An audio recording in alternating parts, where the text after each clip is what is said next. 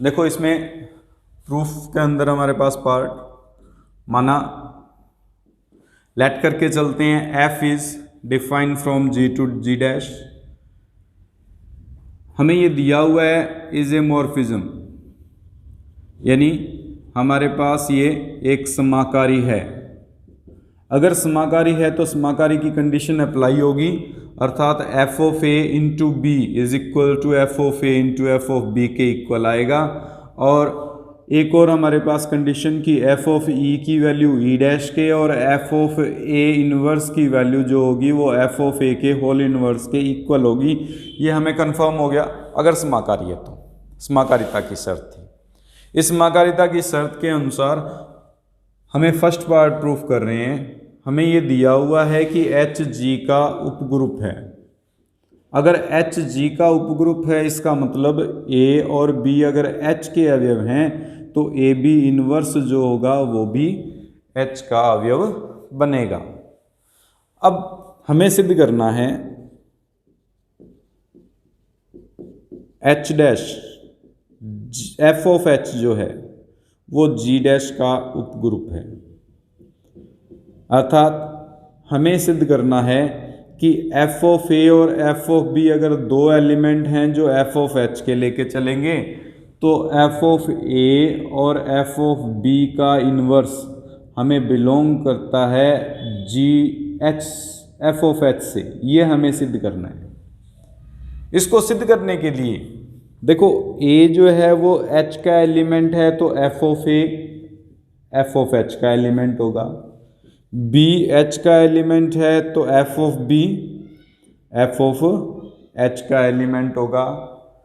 इन दोनों कंडीशंस के लिए अगर F of A into F of B का इन्वर्स निकालें तो इसका विलोम लगाएंगे। ऑपोजिट पार्ट कर रहे हैं। एफ ऑफ बी का इन्वर्स है, हम इसको लिख सकते हैं F of A into F of B inverse. इसको लिखा जा सकता है क्योंकि समाकारी है, एफ समाकारी है तो F of A into F of B F of A into F of B के इक्वल होता है, तो F A into B inverse जो होगा उसके इक्वलेंट आएगा। हमें पता है कि ए बी इनवर्स जो है वो एच का एलिमेंट है, इसका मतलब F of A B inverse जो होगा वो भी हमारे पास एफ ऑफ एच का एलिमेंट होगा, अर्थात F of A F of B का इनवर्स बिलोंग करता है एफ ऑफ एच से। अगर एफ ऑफ एच से बिलोंग करता है तो F of H G dash का उपग्रुप है।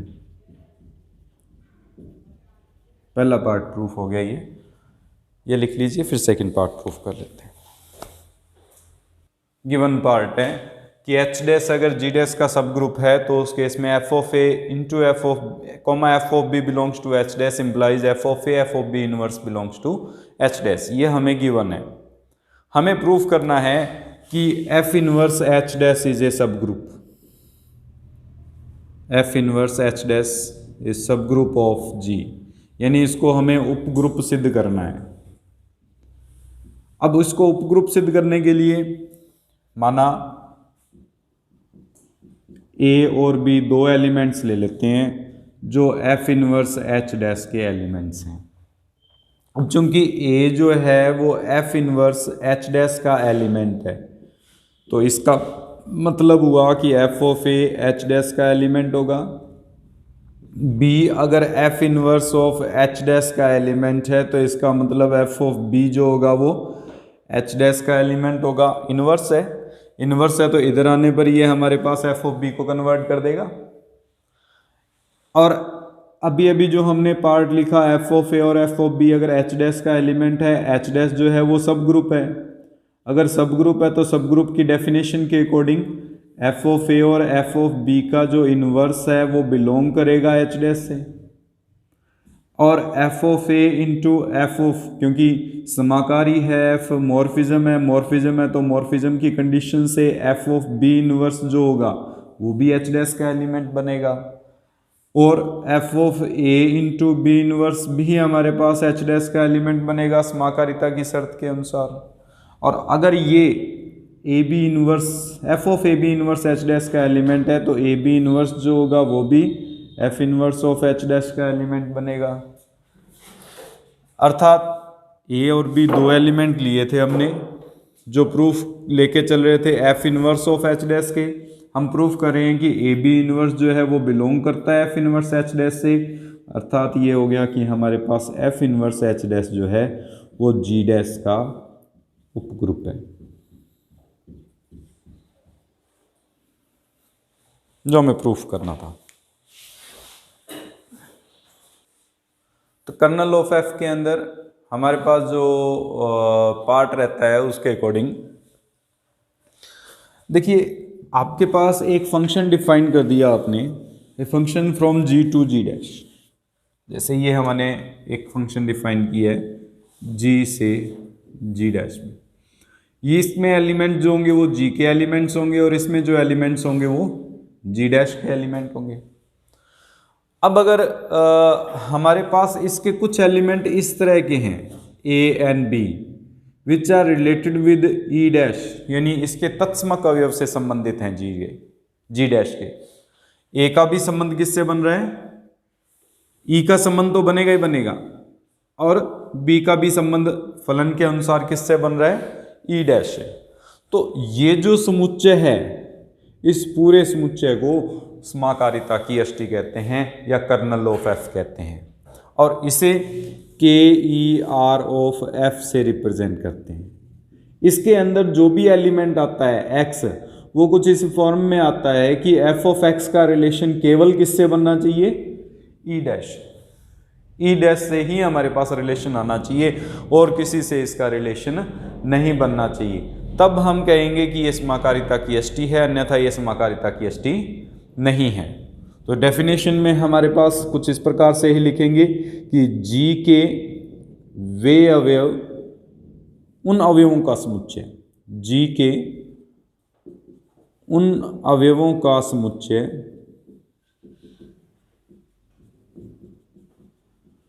जो जी डैश के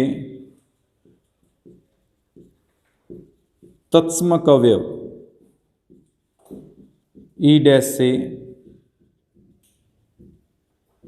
संबंधित हैं, समाकारिता की अष्टि कहलाते हैं।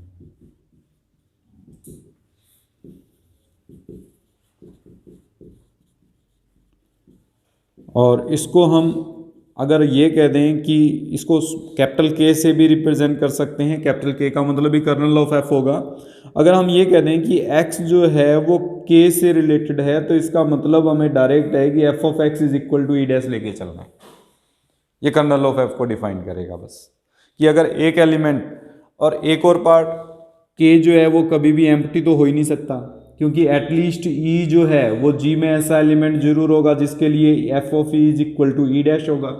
समाकारी के लिए हमने प्रूफ कर चुके हैं, यानी कर्नल ऑफ एफ कभी भी खाली नहीं होगा। कर्नल ऑफ एफ में यानी समाकारिता की अष्टि में कम से कम एक अवयव ई तो विद्यमान होगा ही होगा, उसके बाद में एक्स्ट्रा अवयव भी विद्यमान हो सकते हैं। देखो प्रूफ के अंदर हम मान के चलते हैं इसमें सबसे पहले के जो है वो खाली नहीं है, क्योंकि ई एक ऐसा एलिमेंट के में जरूर होगा जिसके लिए एफ ऑफ ई की इक्वल है ई डैश की। सबसे पहले हम प्रूफ करेंगे के is subgroup of G, यानी हमें यह प्रूफ करना है कि के उपग्रुप है जी का। उपग्रुप है जी का ये प्रूफ करने के लिए ए और बी मान लेते हैं के एलिमेंट्स हैं। इसका मतलब एफ ऑफ ए का मान भी ई डैश के बराबर होगा और एफ ऑफ बी का मान भी ई डैश के बराबर होगा, क्योंकि कर्नल के एलिमेंट्स हैं। उसके बाद में अगर एफ ऑफ ए और F of B E dash के एलिमेंट हैं, तो हमें प्रूफ करना है ए बी इनवर्स भी के का एलिमेंट है, तो हम F of A B inverse की वैल्यू निकालेंगे। अगर F of A B inverse का मान भी ई डैश के बराबर आ जाता है तो ए बी इनवर्स के का एलिमेंट बन जाएगा, अन्यथा के का एलिमेंट, यानी हमारे पास कर्नल का कोई भी एलिमेंट बनाने के लिए उसके फंक्शन की वैल्यू चेक करेंगे। अगर उसके फंक्शन की वैल्यू ई डैश से रिलेटेड आता है तो वो के का एलिमेंट है, वरना नहीं है। प्रूफ करने के लिए समाकारिता की शर्त के अनुसार एफ ऑफ ए गुना एफ ऑफ बी इनवर्स के इक्वल होगा। समाकारी है f, इसलिए एफ ऑफ बी का होल इनवर्स बनेगा होमोमॉर्फिज्म की परिभाषा से। F of A E dash के इक्वल है, ये ई डैश के इक्वल है, ई डैश का इनवर्स ई डैश ही होता है, और E dash into E dash करेंगे तो हमेशा क्या आएगा, तत्समक आएगा। अर्थात F of A B inverse जो है वो ई डैश का अवयव बनेगा, ए बी इनवर्स जो है वो के का एलिमेंट बनेगा। ए और बी के एलिमेंट लिए थे, ए बी इनवर्स भी के का एलिमेंट है, अर्थात हमारे पास के इस सब ग्रुप ऑफ के जी का उपग्रुप है, के is a subgroup of जी। उसके बाद में हमें नॉर्मल सब ग्रुप प्रूफ करना था। नॉर्मल सब ग्रुप के लिए माना x belongs to g and a belongs to k। अगर a बिलोंग्स टू k तो f ऑफ a की वैल्यू किसके इक्वल होगी, e डैश के। हमें ये चेक करना है कि x इनवर्स भी k का एलिमेंट है। मैंने अभी भी बताया k का एलिमेंट जब भी प्रूफ करना होगा हम x इनवर्स के लिए फंक्शन को अप्लाई करके देखेंगे। फंक्शन को अप्लाई करेंगे तो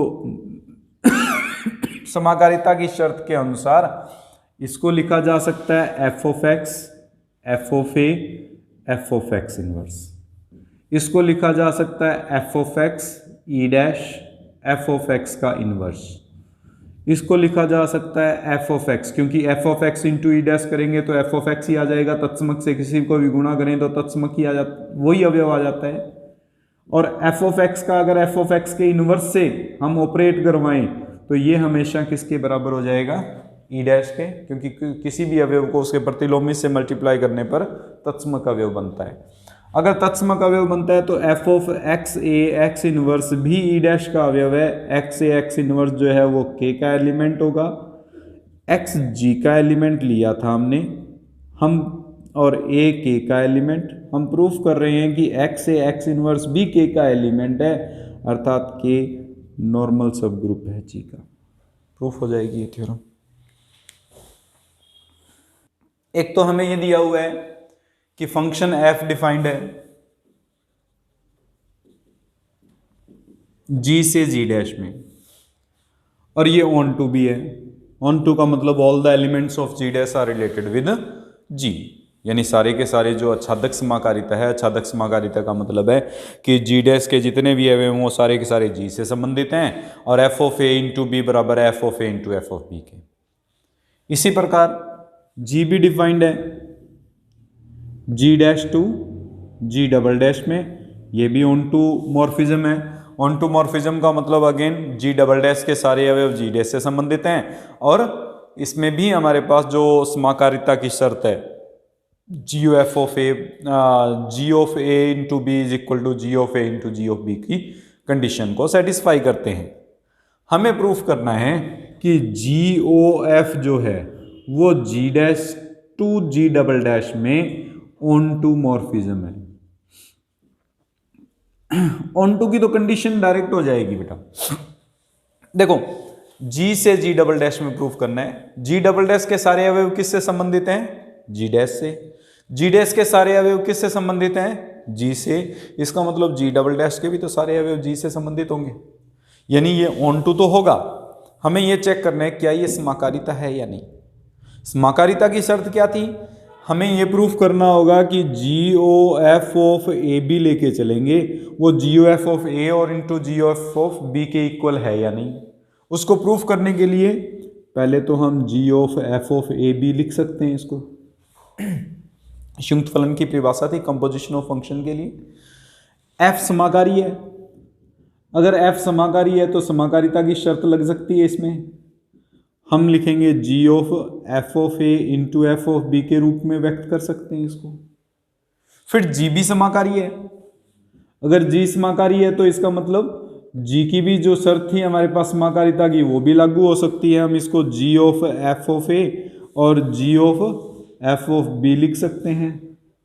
जी ओ एफ ऑफ ए का मतलब G of F of A, और इसका अर्थ हो गया G O F of B. हमने G O F of A B लेके चले थे, हम प्रूफ कर रहे हैं कि ये जी ओ एफ ऑफ ए और जी ओ एफ ऑफ बी के इक्वल है, अर्थात जी ओ एफ बी समाकारी है, मॉर्फिज्म है, मॉर्फिज्म की कंडीशन को संतुष्ट करता है। अब हमें ये प्रूफ करने हैं कि कर्नल ऑफ एफ जो है वो kernel of F dash GOF जो है उसका सब ग्रुप होगा। और सब ग्रुप की कंडीशन क्या थी हमारे पास? हम सबसे पहले ये प्रूफ करते हैं कि ये सबसेट है। अगर सबसेट प्रूफ हो जाता है तो उपग्रुप तो अपने आप ही हो जाएगा, क्योंकि के और के डैश दोनों ही उपग्रुप होते हैं। हम पहले ही कर चुके हैं, कर्नल जो होता है वो हमेशा उपग्रुप होता है। अगर के को के डैश का सबसेट प्रूफ कर दें, के को के डैश का सबसेट प्रूफ कर दें, तो हम ये प्रूफ कर देंगे कि के जो है वो उपग्रुप है के डैश का।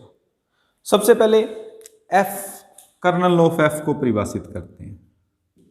हम इसको के से लिखेंगे, इसके अंदर वो एलिमेंट्स आएंगे जिनका एफ ऑफ एक्स के साथ संबंध करने पर ई डैश का अवयव बनता है।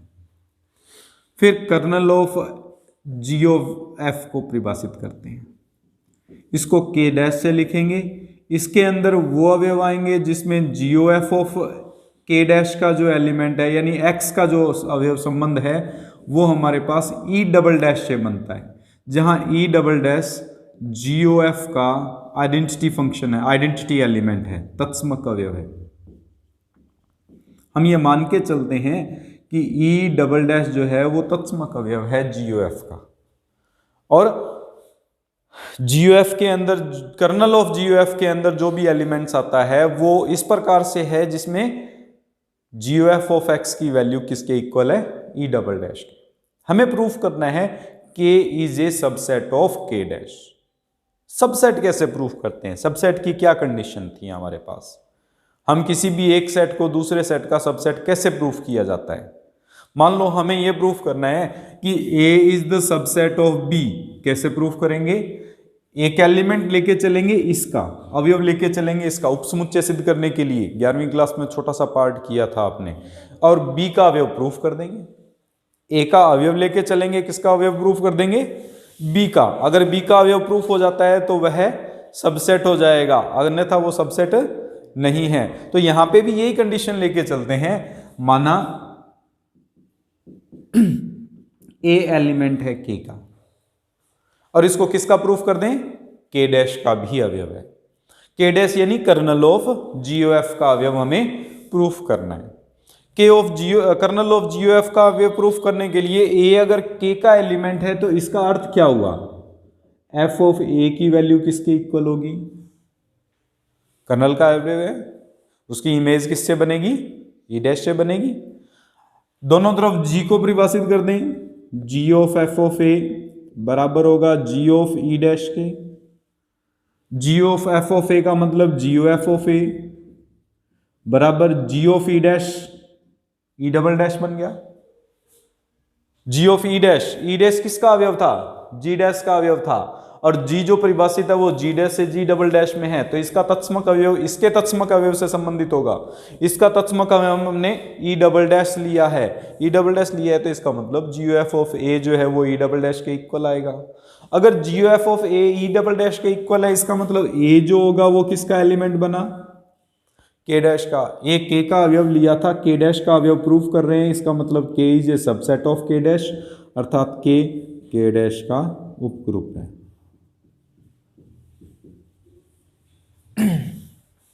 जो हमें सिद्ध करना था इसमें, हम ये लेके चलते हैं इसमें कि कर्नल ऑफ एफ जो है उसमें केवल एक अवयव है ई, अर्थात एफ ऑफ ई जो है वो किसके इक्वल है? E dash. हमें यह सिद्ध करना है कि एफ अकेकी है। सिद्ध क्या करेंगे इसमें?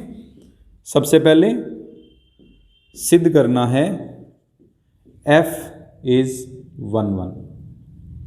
इसको 1 1 प्रूफ करने के लिए क्या कर सकते हैं? कंडीशंस क्या थी?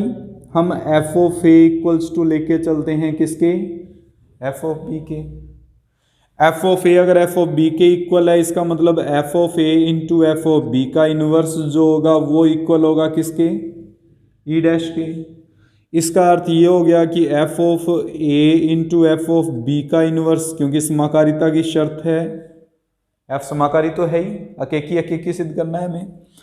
F of A into B का इनवर्स जो होगा that is belongs to E dash. लेकिन हम कह रहे हैं कि केवल एफ ऑफ ई जो है वो ई डैश से संबंधित है। यहाँ कह रहे हैं ए बी इनवर्स भी ई डैश से संबंधित है। ये तभी संभव है जब ए बी इनवर्स जो है वो किसके इक्वल हो, ई के। अगर ए बी इनवर्स ई के इक्वल है तो ए इक्वल्स टू क्या आ गया, F of A equals to F of B ले रहे थे, हम प्रूफ कर रहे हैं कि ए इक्वल्स टू बी। इसका मतलब एफ जो है वो 1 1 है, अकेकी है। पहला पार्ट प्रूफ हो गया। विलोम करते हैं इसका।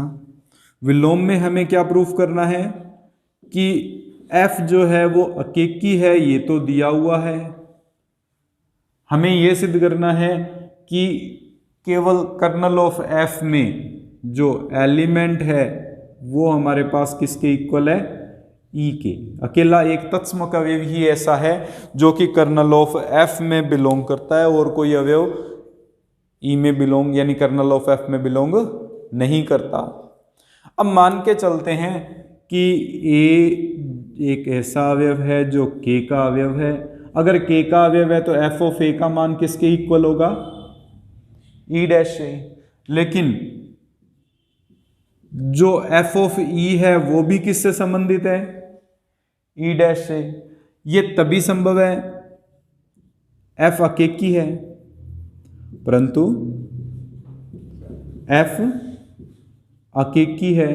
अगर f अकेकी है तो इसका मतलब ये होगा कि ये a जो है वो e के बराबर होना चाहिए। अगर a e के बराबर है, इसका अर्थ ये हो गया कि कर्नल ऑफ f में केवल कौन सा अवयव होगा, e विद्यमान होगा और कोई अवयव हो ही नहीं सकता। सिद्ध होगी थ्योरम।